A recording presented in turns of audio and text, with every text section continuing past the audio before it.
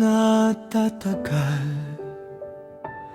Kung sa Diyos hindi nakaugat ang puso, sa Kanya ang lakas, sa Kanya ang gabay. Kaya kahit ano pa'y kayang lampasan.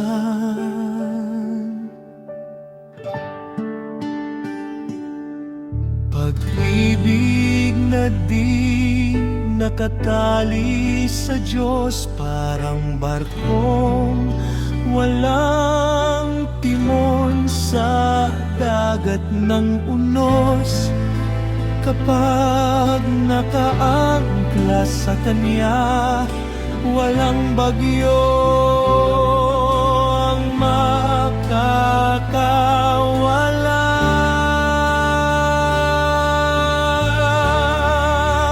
Ang relasyon na walang Diyos,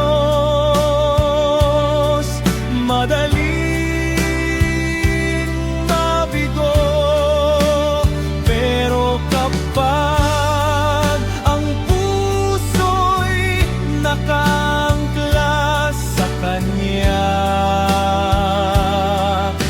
lahat ng pagsubok ay nagiging tulay.